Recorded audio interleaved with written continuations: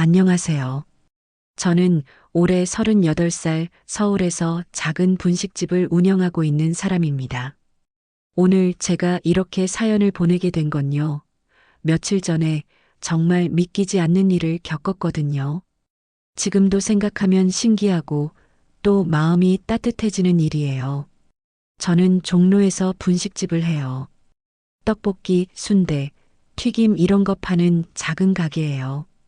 아침 10시쯤 문 열어서 밤 9시까지 해요.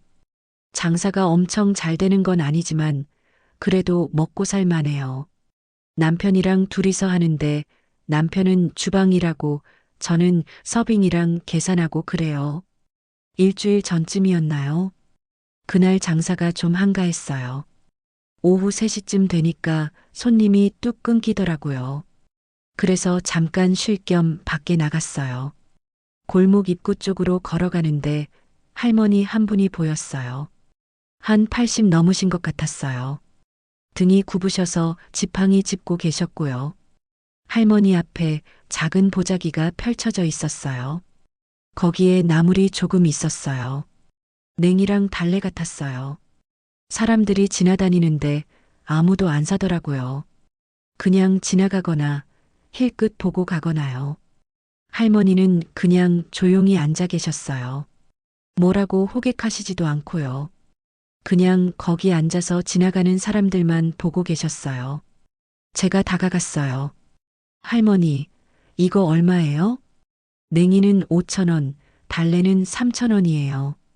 목소리가 아주 작으셨어요. 거의 안 들릴 정도로요. 제가 귀를 가까이 대고 들어야 했어요. 2개 다 주세요. 할머니가 조심스럽게 비닐봉지에 담아주셨어요. 손이 많이 떨리시더라고요. 냉이를 집는데도 한참 걸렸어요.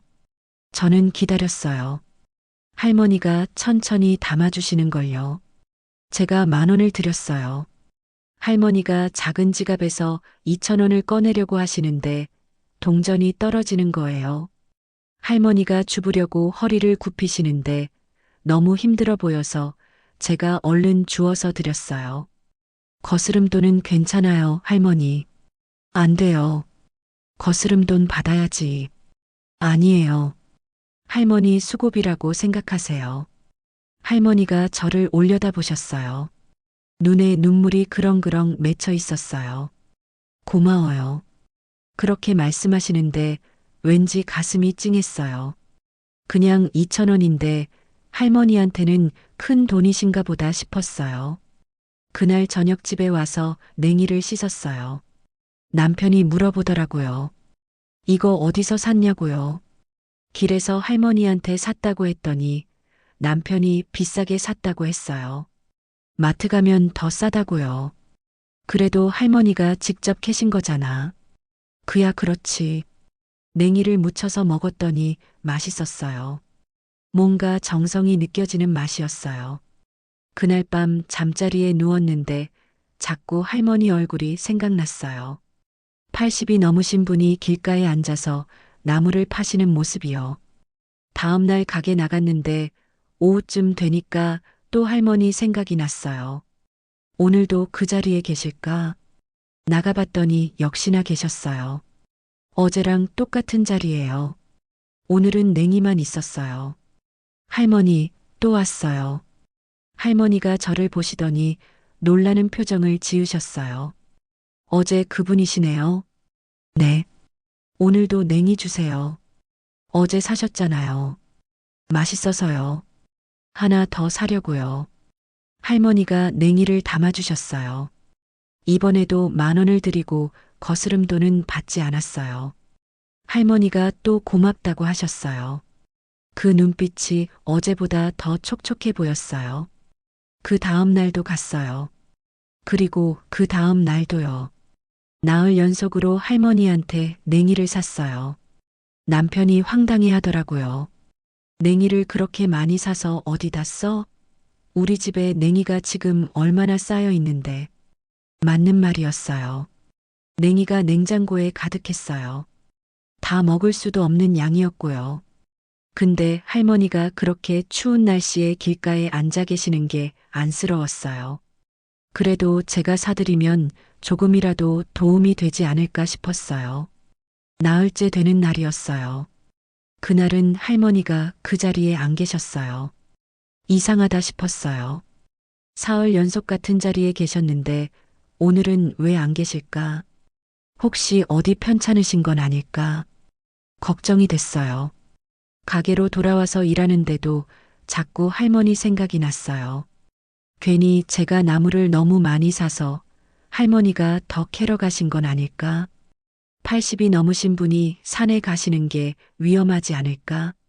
그런 생각들이 계속 들었어요. 저녁 때쯤이었어요. 가게 문이 열리면서 할머니가 들어오셨어요. 깜짝 놀랐어요. 할머니가 어떻게 여기까지 오셨을까? 길도 잘 모르실 텐데요. 할머니, 어떻게 오셨어요? 사장님한테 드릴 게 있어서요. 할머니가 봉지 하나를 내밀었어요.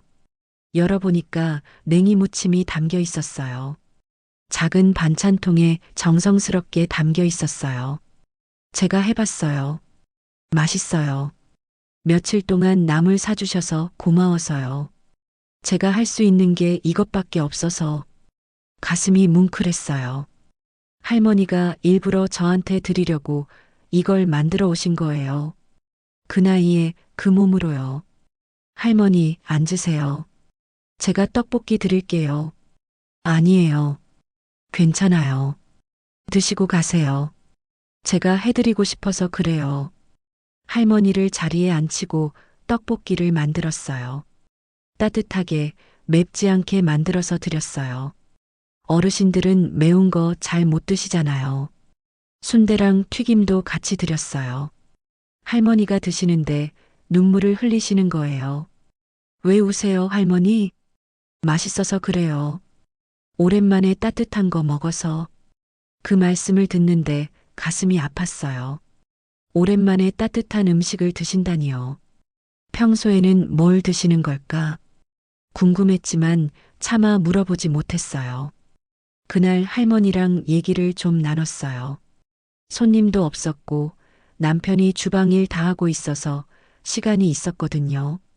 할머니가 천천히 말씀하셨어요. 혼자 사신대요. 남편은 10년 전에 돌아가셨고 자식은 없으시대요. 평생 자식 없이 부부끼리만 사셨는데 남편이 돌아가시고 나니까 정말 외로우시대요.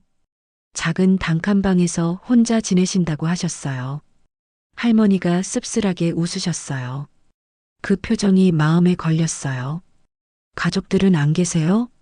친척은 있는데 다들 바쁘니까. 명절 때나 한 번씩 연락하고요. 할머니 목소리가 점점 작아졌어요. 외로우신 게 느껴졌어요. 그날 이후로 할머니가 가끔 오셨어요. 일주일에 한두 번 정도요. 오시면 인사하시고 잠깐 앉아 계시다가 가시고요. 저는 그때마다 뭐라도 드렸어요. 떡볶이든 순대든 김밥이든요. 할머니는 항상 사양하셨지만 저는 그냥 싸드렸어요. 한 달쯤 지났을까요? 할머니가 제 전화번호를 물어보셨어요. 혹시 뭐 필요한 거 있으면 연락하시라고 제가 번호를 드렸어요. 할머니가 작은 수첩에 적으셨어요. 손이 떨려서 글씨가 삐뚤빼뚤했지만 끝까지 적으셨어요. 그런데 어느 날부터 할머니가 안 오시더라고요. 하루, 이틀, 사흘, 일주일이 지나도 안 오셨어요. 길가 그 자리에도 안 계셨어요. 걱정이 됐어요. 혹시 어디 편찮으신 건 아닐까? 2주일이 지났는데도 여전히 소식이 없었어요. 저는 점점 불안해졌어요. 할머니한테 전화번호를 못 받았거든요. 제 번호만 드리고 할머니 번호는 못 받았어요. 그때 왜 물어보지 않았을까? 후회가 됐어요. 남편한테 얘기했어요. 할머니가 2주일째 안 보여. 뭔가 잘못된 것 같아. 그러게. 혹시 아프신 거 아냐? 나 할머니 찾으러 가볼까? 어디 사시는데? 저번에 말씀하신 동네가 있어. 거기 가보려고. 남편이 걱정스러운 얼굴로 저를 봤지만 말리지는 않았어요. 저도 할머니가 너무 걱정됐거든요. 다음날 오후에 할머니가 사신다던 동네로 갔어요. 정확한 주소는 몰랐지만 동네 이름은 들었거든요. 그쪽으로 가서 사람들한테 물어봤어요. 혹시 이 근처에 혼자 사시는 할머니 아세요? 나물 캐서 파시는 분이요. 몇 명한테 물어봤는데 다들 모른다고 하셨어요. 1시간을 돌아다녔을까요? 어느 슈퍼 앞에서 쉬고 있는데 아저씨 한 분이 다가오셨어요. 아까 할머니 찾으신다고 했죠? 네, 맞아요. 강 할머니 말씀하시는 거예요? 성함은 모르는데 80 넘으시고 혼자 사시는데 나물 파세요. 아, 그분. 제가 알아요. 근처에 사세요. 드디어 찾았다는 안도감이 들었어요. 아저씨가 길을 알려주셨어요. 근데 요즘 못 봤는데 병원 가신 거 아닌가. 가슴이 철렁했어요. 아저씨가 알려주신 곳으로 갔어요. 정말 좁은 골목이었어요. 차도 못 들어갈 정도로요. 한참을 걸어 들어가니까 낡은 단층 집들이 나왔어요. 페인트가 벗겨지고 지붕이 낡은 집들이었어요. 집 번호를 보면서 찾아갔어요. 한참을 찾다가 드디어 그 집을 찾았어요. 문패도 없었고 그냥 번호만 붙어 있었어요. 문을 두드렸어요. 할머니 계세요? 대답이 없었어요. 다시 두드렸어요. 할머니, 저 분식집 사장이에요. 그래도 대답이 없었어요. 혹시나 해서 문을 잡아당겨 봤어요. 잠겨 있지 않았어요. 조심스럽게 문을 열고 안으로 들어갔어요. 할머니, 작은 방 하나가 전부였어요. 그 안에 할머니가 누워 계셨어요. 이불을 덮고 계셨는데 움직이지 않으셨어요. 깜짝 놀라서 다가갔어요. 할머니, 할머니가 눈을 뜨셨어요. 저를 보시더니 놀라는 표정을 지으셨어요. 사장님, 어떻게, 할머니, 어디 편찮으세요? 감기 걸려서 누워 있었어요. 할머니 이마를 만져봤어요. 열이 많았어요. 방 안은 추웠어요. 난방이 안 되는 것 같았어요. 할머니, 병원 가셔야 해요. 괜찮아요. 조금 있으면 나아요. 안 돼요. 지금 가야 해요. 저는 119에 전화했어요. 상황을 설명하고는 주소를 알려줬어요. 구급차가 오는 동안 할머니 곁에 있었어요. 할머니 손을 잡았는데 얼음처럼 차가웠어요. 구급차가 오고 구급대원들이 할머니를 들것에 옮겼어요. 저도 같이 타고 병원까지 따라갔어요. 응급실에서 할머니를 진찰했어요. 의사가 나와서 설명했어요. 폐렴이래요. 감기를 오래 방치해서 폐렴으로 악화됐대요. 조금만 늦었으면 큰일 날 뻔했다고요. 입원을 해야 한다고 했어요. 저는 입원 수속을 밟았어요. 보호자란에 제 이름을 썼어요. 입원비는 제가 냈어요. 남편한테 전화해서 상황을 설명했어요. 남편이 가게 문 닫고 오겠다고 했는데 괜찮다고 했어요. 할머니는 일주일 정도 입원하셨어요. 저는 매일 병문안을 갔어요. 가게 일 끝나고요. 과일도 사가고 죽도 사가고요. 할머니가 많이 좋아지셨어요. 얼굴에 혈색도 돌고 말씀도 많이 하시고요. 어느 날 할머니가 제 손을 잡으시더라고요. 고마워요. 사장님이 아니었으면 큰일 날 뻔했어요. 아니에요. 당연한 거예요. 당연한 게 아니에요. 세상에 당연한 건 없어요. 할머니가 눈물을 흘리셨어요. 처음 나물 사주셨을 때부터 알았어요. 이 사람은 다르다고요. 다른 사람들은 그냥 지나가는데 사장님은 못 지나치고 사주셨잖아요. 그것도 한 번이 아니고요. 할머니가 힘들게 캐신 건데 당연히 사야죠. 당연한 게 아니에요. 그런데 사장님은 달랐어요. 할머니가 제 손을 꽉 잡으셨어요. 사장님한테 좋은 일이 생길 거예요. 그 말씀을 듣는데 왠지 울컥했어요. 퇴원하는 날이었어요. 할머니가 집으로 가신다고 하셨어요. 저는 할머니를 모셔다 드렸어요. 그 좁은 골목, 그 낡은 집으로요. 할머니, 혼자 괜찮으세요? 괜찮아요. 이제 다 나았어요. 몸조리 잘하세요. 제가 가끔 들를게요. 고마워요. 할머니가 작은 봉투를 하나 꺼내셨어요. 이거 받으세요. 이게 뭐예요? 입원비요. 사장님이 내주신 거 알아요. 이거라도 받으세요. 봉투를 열어봤는데 10만 원이 들어 있었어요. 할머니, 이건 안 돼요. 받으세요.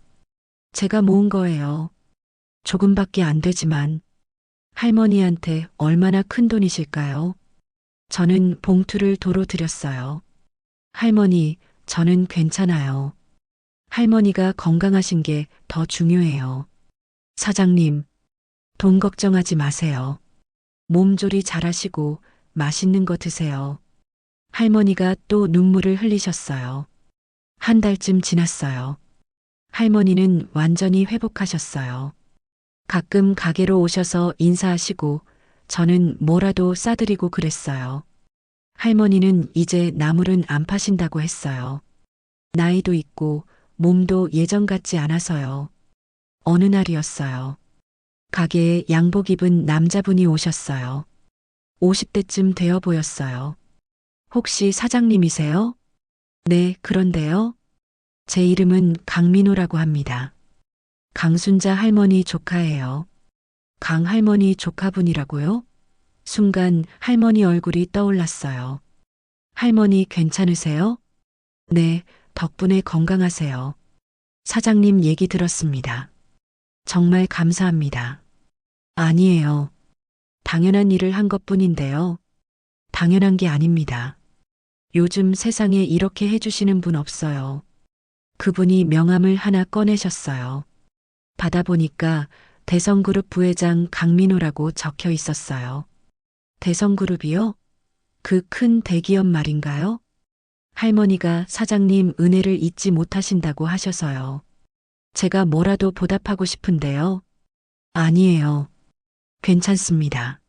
아닙니다. 할머니가 그러시는데 사장님이 꿈이 있으시다고요? 저는 깜짝 놀랐어요. 할머니한테 한번 얘기한 적이 있었거든요. 나중에 분식집을 좀 더 크게 해서 어려운 사람들한테 무료로 밥을 주는 그런 가게를 하고 싶다고요. 제가 도와드리고 싶습니다. 할머니 부탁이기도 하고요. 정말 괜찮습니다. 저는 사장님 받아주세요. 할머니가 평생 외로우셨는데 사장님 만나고 많이 행복해 하셨어요. 그게 저한테는 얼마나 고마운 일인지 아세요? 그분 눈에 눈물이 맺혔어요. 저는 바빠서 할머니 자주 못 봬요. 명절에나 한 번씩 뵙고요. 그게 늘 죄송했는데 사장님이 할머니 곁에 있어 주셨잖아요. 며칠 뒤에 정말로 연락이 왔어요. 가게 근처에 괜찮은 건물이 있는데 거기서 큰 식당을 해보지 않겠냐고요. 임대료 걱정은 하지 말라고 자기가 다 지원하겠다고요. 저는 고민했어요. 받아도 되는 건가? 너무 큰 도움 아닌가? 근데 남편이 그러더라고요. 당신이 할머니한테 잘해준 게 돌아온 거야. 받아. 그래서 받기로 했어요. 지금 저는 새 식당을 준비하고 있어요. 예전보다 2배는 큰 곳이에요. 거기서 장사도 하지만 점심때는 어려운 분들한테 무료로 밥을 드릴 거예요. 제가 꿈꾸던 일이에요. 지금까지 제 이야기를 들어주셔서 감사합니다. 제가 이 얘기를 하는 이유는요. 작은 선행이 결국엔 돌아온다는 걸 말씀드리고 싶어서예요. 저는 그냥 길가에서 나물 파시는 할머니한테 나물 몇 번 사드린 것뿐이에요. 병원에 모셔다 드린 것뿐이고요. 별것 아닌 일이었어요. 근데 그게 이렇게 큰 선물로 돌아왔어요. 그리고 사람을 겉모습으로 판단하지 말았으면 좋겠어요.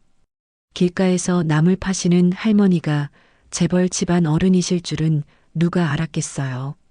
저도 몰랐어요. 그냥 혼자 사시는 외로운 할머니인 줄만 알았죠. 할머니한테 나중에 여쭤봤어요. 왜 그렇게 어렵게 사셨냐고요. 돈이 있으실 텐데요. 할머니가 그러시더라고요. 돈이 있어도 외로움은 못 채워요. 그래서 밖에 나간 거예요. 사람들 보고 싶어서요. 할머니는 남편 돌아가시고 나서 정말 외로우셨대요. 큰 집에 혼자 계시는 게 너무 힘드셔서 작은 방으로 이사를 가셨대요. 그리고 나무를 캐서 파신 건 돈 때문이 아니라 사람들을 만나고 싶어서였대요. 근데 아무도 저를 안 봐줬어요. 그냥 지나가거나 무시하거나요. 그런데 사장님은 달랐어요. 저를 사람으로 대해줬어요. 할머니 말씀을 듣는데 가슴이 뭉클했어요. 할머니가 원하신 건 돈이 아니라 따뜻한 관심이었던 거예요. 요즘 할머니는 조카분 집에서 지내세요. 편하게 지내시고 건강도 많이 좋아지셨대요. 가끔 새 식당 공사 현장에 오세요. 구경하시고 이것저것 조언도 해주시고요. 지난주에 할머니가 오셔서 그러시더라고요. 사장님한테 좋은 일들이 계속 생길 거예요. 선한 마음은 꼭 돌아오니까요. 할머니 덕분에 제가 선물을 받았어요. 아니에요. 사장님이 먼저 주셨잖아요. 그게 돌아온 거예요. 저는 이제 알아요. 주는 게 받는 거라는 걸요. 새 식당도 얻었지만 더 큰 건 할머니라는 소중한 인연을 얻은 거예요. 다음 달이면 새 식당을 열어요. 이름은 할머니의 밥상으로 지었어요. 강 할머니 허락도 받았고요. 그곳에서 장사도 하지만 매일 점심에는 노숙자분들, 독거노인분들, 어려운 분들한테 무료로 밥을 드리려고 해요. 강 할머니가 그러시더라고요. 당신도 도와주시겠다고요. 가끔 오셔서 같이 밥을 나눠주시겠대요. 생각만 해도 가슴이 벅차요. 세상에는 어려운 사람들이 참 많아요.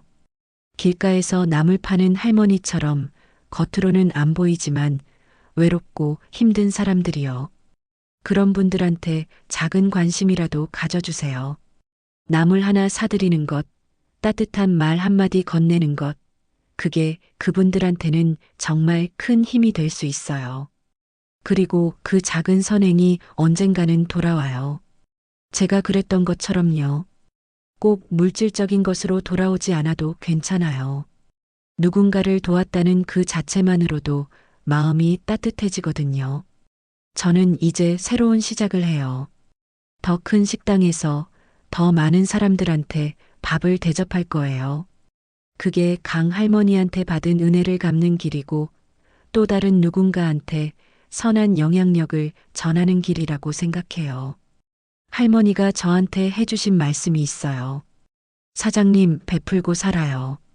베푸는 게 받는 거예요. 그 말씀을 가슴에 새기고 살려고요. 제가 받은 것을 다시 나누면서요.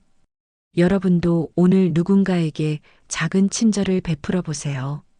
지나가는 할머니한테 인사 한번 하는 것, 힘들어 보이는 사람 도와주는 것, 그런 작은 것들이 세상을 따뜻하게 만들어요. 그리고 그 따뜻함은 결국 우리한테로 돌아와요. 제가 그랬던 것처럼요. 돌고 돌아서 다시 만나게 돼요. 그게 세상 이치인 것 같아요. 가끔 생각해요. 만약 그날 제가 그냥 지나갔다면 어땠을까? 할머니를 못 봤다면, 나무를 안 샀다면요. 아마 지금의 이 모든 일도 없었겠죠. 작은 선택 하나가 이렇게 큰 변화를 만들 수 있다는 게 신기해요. 그래서 저는 이제 더 열심히 살려고요. 할머니가 저한테 주신 기회를 헛되이 하지 않으려고요. 새 식당에서 정말 열심히 할 거예요. 맛있는 음식도 만들고 어려운 분들한테도 따뜻한 밥 대접하고요. 남편도 함께 응원해줘요. 우리 둘이서 힘을 합쳐서 좋은 식당 만들 거예요. 그리고 그 식당이 또 누군가에게 따뜻한 곳이 됐으면 좋겠어요. 요즘 가끔 그 골목을 지나가요. 할머니가 나물 팔았던 그 자리요. 이제는 할머니가 안 계시지만 그 자리를 볼 때마다 마음이 따뜻해져요. 거기서 시작된 인연이 이렇게 큰 선물이 됐으니까요. 오늘도 여러분의 하루에 따뜻한 만남이 있길 바라요. 그리고 그 만남이 누군가에게 또 여러분에게 좋은 영향을 주길 바라요. 작은 친절 하나가 세상을 바꿀 수 있다는 걸 기억해 주세요. 지금까지 제 이야기를 들어주셔서 정말 감사합니다. 여러분 모두 행복한 하루 보내세요.